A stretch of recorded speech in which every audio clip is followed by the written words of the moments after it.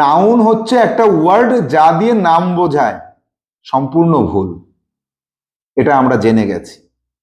Noun কাকে বলে এই বিষয়টা আরো ক্লিয়ারলি আমাদের জানার দরকার আছে।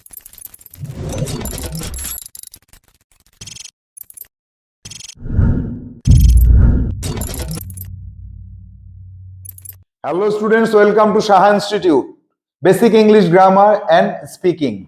এখানে আমরা আমাদের দ্বিতীয় class noun a part of speech by which we denote a name.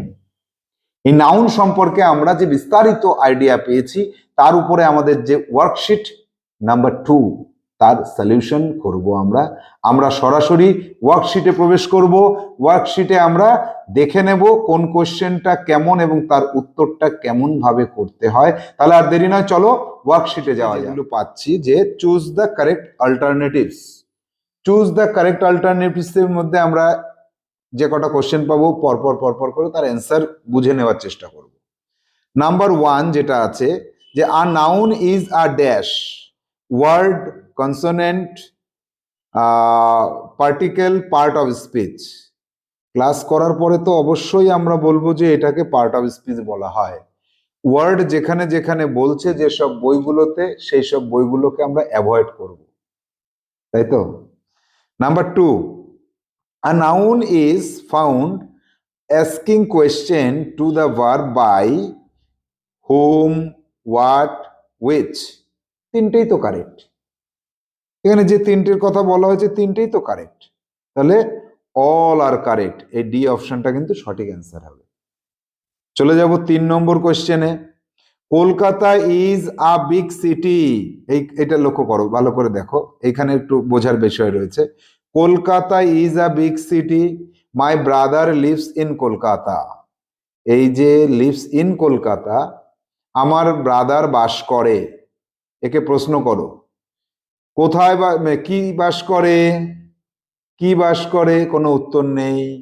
কাকে বাস করে, কোনো উত্তর নেই। কে বাস করে, কোনো উত্তর নেই। কে বাস করে, ব্রাদার, এটা তো তাহলে এটা নাউন হয়ে গেল। কলকাতা কি কোনো, এই তিনটে প্রশ্নের কোনোটা দিয়ে কলকাতা আসছে? আসছে না তো, তাহলে এই সেন্টেন্সের মধ্যে কলকাতা নাউন হিসেবে ব্যবহার করা হয়নি। Kolkata is a big city, একটা বিগ সিটি কি? কলকাতা, তাহলে এটা নাউন। তাহলে which Kolkata is a noun here? First one, এই ফার্স্ট ওয়ান হচ্ছে নাউন। আর সেকেন্ড ওয়ান এটা কিন্তু নাউন নয়, এটা অন্য কিছু। সেকেন্ড ওয়ান হচ্ছে অন্য কিছু, নাউন বাদে অন্য কিছু। এবার যাব পরবর্তী প্রশ্ন 4 দাগে। Noun can be found in a dash sentence, verb, word, nowhere. Sentence অবশ্যই, এটা পার্ট অফ স্পিচ যদি হয় তাহলে স্পিচের মধ্যেই পাবো, সেন্টেন্সের মধ্যেই পাবো এটাকে আমরা। কোশ্চেন নাম্বার 5 দেখো। Proper noun is a dash name of a particular person, name of a particular place. এটাও সঠিক, এটাও সঠিক। Name of a particular animal, এটাও সঠিক। একটা কুকুরের নাম যদি তুমি ভুলু দাও, ওটা কিন্তু এই যে BHULU, ভুলু, এটা কিন্তু প্রপার নাউন হবে। তাহলে তিনটেই তো সঠিক হয়ে গেল, অল আর কারেক্ট। এই ডি অপশনটা কিন্তু সঠিক উত্তর। এবার আসবো কোশ্চেন নাম্বার 6-এ। He is my elder brother, his name is Sukanta, he gives me toys. How many nouns are here? কতগুলো নাউন আছে, দেখা যাক কতগুলো নাউন আছে। নাউনগুলোকে আমরা চিহ্নিত করি গ্রিন কালি দিয়ে। হি ইজ মাই এল্ডার ব্রাদার, এই যে ব্রাদার একটা নাউন আছে। হিজ নেম ইজ সুকান্ত আর একটা আছে। হি গিভস মি টয়েজ আর একটা আছে। তাহলে এখানে তিনটে নাউন খুঁজে পেলাম, অপশন বি সঠিক অ্যান্সার হলো। Question number 7, which type of noun takes capital first letter always? সব সময় যেখানেই ব্যবহার করো না কেন সবসময় ক্যাপিটাল লেটারটা ফার্স্ট নেবে। কোন ধরনের noun? Proper noun, proper noun. যেমন বিকাশ, এটা একটা মানুষের নাম, এ সবসময় বিটা ক্যাপিটালই থাকবে, এর বিটা আজীবনকালের জন্য ক্যাপিটাল হবে, এটা মনে রাখবে। Proper noun. তাহলে proper noun, common noun, all types of nouns, none, এটা উত্তর, এ উত্তর এখানকার। এখানকার উত্তর হবে এ। চলে যাব পরের প্রশ্ন। পরের প্রশ্ন কি আছে? 8 দাগের প্রশ্ন। 8 দাগের প্রশ্নটা, which type of noun takes capital letter or small letter as the first letter? ক্যাপিটালও নিতে পারে, স্মলও নিতে পারে। কোন noun? All types of nouns, proper noun, all types of nouns except proper noun. এই জায়গাটা আমাদের বুঝতে হবে। উত্তর সি হবে। কেন হবে সেটা বলে দিচ্ছি। দেখো, বলছে যে সব ধরনের নাউন কিন্তু যখন বাক্যের শুরুতে ব্যবহার করব, একদম শুরুতে ব্যবহার করব, তখন কিন্তু ক্যাপিটাল লেটার দিয়ে শুরু হবে। ক্যাপিটাল লেটার দিয়ে, এটা ক্যাপিটাল লেটার দিয়ে তখন শুরু হবে। এই ক্যাপিটাল লেটার দিয়ে শুরু হবে সব নাউন, কিন্তু এক্সেপ্ট প্রপার নাউন। এই প্রপার নাউনটা কিন্তু ক্যাপিটাল লেটার, মানে বাক্যের মিডিলে কিন্তু স্মল হয়ে যাবে না। তাহলে বলছে যে all types of takes capital letter or small letter. তাহলে প্রপার নাউনের ক্ষেত্রে কিন্তু স্মল লেটারটা নিতে পারে না। অন্যরা ক্যাপিটাল নিতে পারে যখন বাক্যের শুরুতে বসে, আর যখন মিডিলে বসে, বাক্যের মিডিলে বসে, তখন স্মল লেটার নেয়, স্মল লেটার নেয়। কিন্তু প্রপার নাউন সর্বদাই ক্যাপিটাল নেয়। তাহলে আমাকে প্রপার নাউনটাকে বাদ দিতে হচ্ছে। All types of nouns except proper noun, proper noun বাদে বাকিরা ক্যাপিটাল লেটারও নিতে পারে, আবার স্মল লেটারও নিতে পারে। ক্লিয়ার হলো? বিষয়টা একটু কঠিন ছিল, বুঝে নেওয়ার ব্যাপার ছিল, আশা করি বুঝতে পারলে। এবার আসবো পরবর্তী প্রশ্ন 9 দাগে। বলছে যে ডক্টর, বানানটা ভুল আছে কিন্তু এখানে। Doctor is a dash, DOCTOR। Doctor is a dash, proper noun. Doctor মানে কি একটা পার্টিকুলার পার্সনকে বোঝাচ্ছে? না, হাজার হাজার ডক্টর আছে পৃথিবীতে। কমন নাউন, এটাকে কমন নাউন বলা হয়।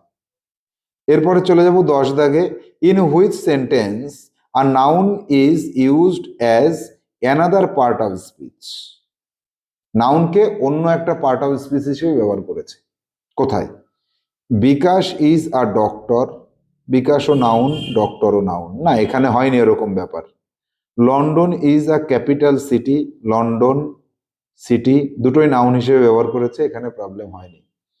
যে India is a big country, India country দুটোই নাউন হিসেবে ব্যবহার করেছে, অর্থাৎ এখানে আমরা খুঁজেই পেলাম না সেরকম কিছু। হি ইজ কামিং ফ্রম ইটালি, এই জায়গাটা লক্ষ্য করি। এবার মনে হচ্ছে পেয়েছি, দেখা যাক। He is coming from Italy, যে he is coming from Italy. এই যে ইটালি, ইটালি যেটা এখানে দেখতে পাচ্ছি, ইটালি একটা দেশের নাম, নাউন। এটা একটা নাউন, এটা একটা নাউন। কিন্তু সে কি এসেছে? উত্তর নেই। কাকে এসেছে? উত্তর নেই।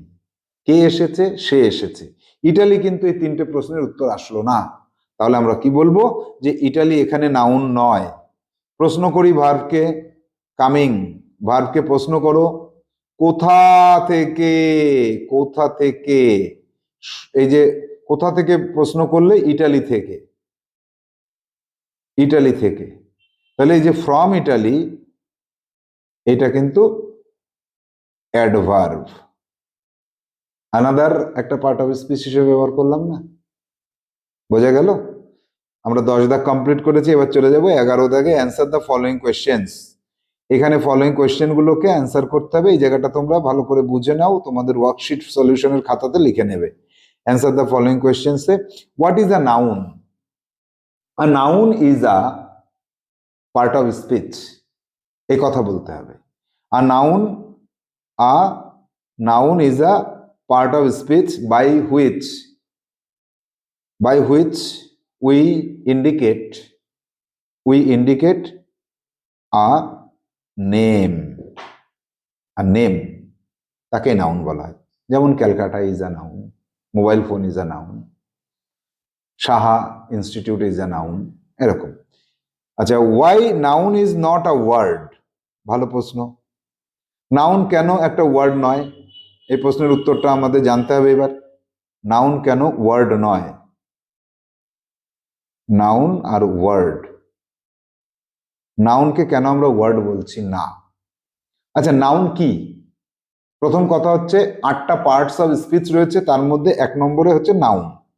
তাহলে এটা যখন পার্ট অফ স্পিচ, যখন কোনো একটা স্পিচের মধ্যে, যখন এটাকে কোনো একটা স্পিচের মধ্যে আমি প্রবেশ করাচ্ছি, তখন তো সে পার্ট অফ আ স্পিচ হয়ে যাচ্ছে।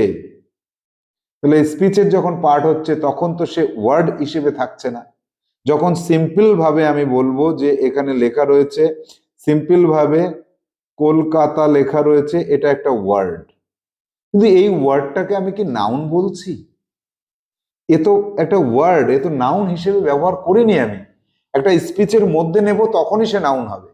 তাহলে একে এই ওয়ার্ড এটা হচ্ছে ওয়ার্ড, ওয়ার্ডকে আমি কোনো স্পিচের মধ্যেই নিইনি এখনো, তাহলে এটা কি করে একটা পার্ট অফ স্পিচ হয়? আর পার্ট অফ স্পিচ যদি না হয় তাহলে সে নাউন হয় কি করে? সেজন্য নাউন কিন্তু কোনো ওয়ার্ড নয়, নাউন একটা পার্ট অফ স্পিচ। এটা আজকের থেকে মনে রাখতে হবে সবাইকে, আমাদের এটা অবশ্যই অবশ্যই করে মনে রাখার প্রয়োজনীয়তা রয়েছে। এবার চলে আসবো কোশ্চেন নাম্বার 3 তে। Which noun takes capital first letter always? Proper noun, proper noun. To find a noun in a sentence which part of speech is needed to ask question, ভার্বকে দরকার হয়। নাউনকে খুঁজে পাওয়ার জন্য একটা সেন্টেন্সের মধ্যে কাকে দরকার হয়, কোন পার্ট অফ স্পিচকে? ভার্বকে দরকার হয়, কারণ একে কোশ্চেন করতে হবে, একে কোশ্চেন করতে হবে, সেই কোশ্চেনের অ্যান্সার যেটা পাবো সেটা নাউন হবে। কি কি দিয়ে প্রশ্ন করব, কাকে দিয়ে, কে দিয়ে। Asking question by who, which part of speech comes, noun আসে। এই হু দিয়ে প্রশ্ন করলে তো নাউন আসে। এরপরে আছে when a noun becomes a word, যখন কোনো নাউনকে, এটা একটা ভালো প্রশ্ন, দেখো নাউন কখন ওয়ার্ড হয়ে যায়? একটা নাউন একটা ওয়ার্ড হয়ে যাবে, যেমন আই লিভ, না লিভ দিয়ে বললে তো হবে না, লাইক আই লাইক টি, এটা একটা নাউন। এবার এটাকে যখন কোনো একটা জায়গায় শুধু এরকম লেখা থাকবে, একটা সাইনবোর্ডে লেখা রয়েছে টি, এটা একটা ওয়ার্ড, কোনো স্পিচের মধ্যে নেই, জাস্ট একটা ওয়ার্ড। এবার চলে আসবো, পরের প্রশ্ন, 7-8 দাগ। ওয়েন, আচ্ছা 7 দাগে আছে when a word becomes a noun. যেমন ধরো টি, এটা একটা ওয়ার্ড, একে এবার নাউনে নিয়ে যেতে হবে। নাউনে নিতে গেলে একে কি করতে হবে? অবশ্যই একটা সেন্টেন্সের মধ্যে ব্যবহার করতে হবে। আই অ্যাম টেকিং টি, আমি চা পান করছি। একটা সেন্টেন্সের মধ্যে আনলে তবেই এ নাউন হবে, আদারওয়াইজ এ কিন্তু ওয়ার্ড ছিল, এ প্রথমে ওয়ার্ড ছিল, একে এবার নাউনে কনভার্ট করতে হচ্ছে, এই নাউনে কনভার্ট করে ফেললাম, বাক্যে ব্যবহার করতে হবে। 8 দাগে when a noun becomes an adverb, কখন একটা নাউন অ্যাডভার্বে পরিণত হয়? অলরেডি তোমরা বুঝে গেছো, এবার আরেকটু ভালো করে বোঝার চেষ্টা করো। দেখো আমি একটা সেন্টেন্স লিখছি, রাজা রাজা লিভস ইন হাবড়া, রাজা লিভস ইন হাবড়া। হাবড়াটা ভালো লাগছে না দেখতে, HABRA। এই যে হাবড়া একটা জায়গার নাম, এটাকে নাউন বলে আমরা চিনি, কিন্তু বলছে when a noun becomes adverb, যখন এই ভার্বকে প্রশ্ন করা হবে কোথায় দিয়ে, কোথায় দিয়ে যখন প্রশ্ন করব তার উত্তর কিন্তু নাউন আসবে না, তখন এটা হয়ে যাবে অ্যাডভার্ব, অ্যাডভার্ব হয়ে গেল। তাহলে কখন একটা নাউন অ্যাডভার্ব হয়? যখন কোনো একটা সেন্টেন্সের ভার্বকে কোথায় দিয়ে প্রশ্ন করলে বা কোথা থেকে দিয়ে প্রশ্ন করলে তার উত্তর হিসেবে ওই নাউনটাকে পাওয়া যায়, তখন সেই নাউনটা অ্যাডভার্বের মতো কাজ করে। When a noun becomes adjective, যখন কোনো নাউন দিয়ে সংখ্যা বোঝাবে, যখন কোনো নাউন দিয়ে রং বোঝাবে, সংখ্যা আর রং, তখন কিন্তু নাউনটা সেই বাক্যের মধ্যে অ্যাডজেক্টিভ হয়ে যাবে, এডিজে হয়ে যাবে। চলে আসবো 10 দাগে, is it possible that a noun can be used as a verb? Give an example. এইটা তো একটা মুশকিল ধরনের কথা হয়ে গেল। একটা নাউন আবার ভার্ব হয় কি করে? নাউন অ্যাজেক্টিভ হয়েছে, নাউন অ্যাডভার্ব হয়েছে। নাউনকে অ্যাজেক্টিভ করে অ্যাডভার্ব তো করে দেখলাম, অ্যাজেক্টিভ তো করে দেখিনি এখনো। অ্যাজেক্টিভ হয় কিনা সেটা তো মুখে বললাম, কিন্তু কাজে করে দেখাচ্ছি। দেখো, অ্যাজেক্টিভ হিসেবে এইখান থেকে আমরা কাজে করে দেখি। I like red shirt. আমি লাল রঙের শার্ট পছন্দ করি। এই যে রেড, এটা কিন্তু এডিজে, এখানে এটা কিন্তু এখানে এডিজে হিসেবে ব্যবহার করা হলো। নাউন। এবার নাউনকে ভার্ব হিসেবে কখনো পাওয়া যায় নাকি? এ কি ধরনের কথা? নাউনকে ভার্ব হিসেবে কি করে পাবো আমি? এটা কি সম্ভব? দেখা যাক। I am watering my garden. আমি আমার বাগানে জল দিচ্ছি। এই যে দিচ্ছি, এই যে নাউনকে অনেক সময় ভার্ব হিসেবে ব্যবহার করা হয়।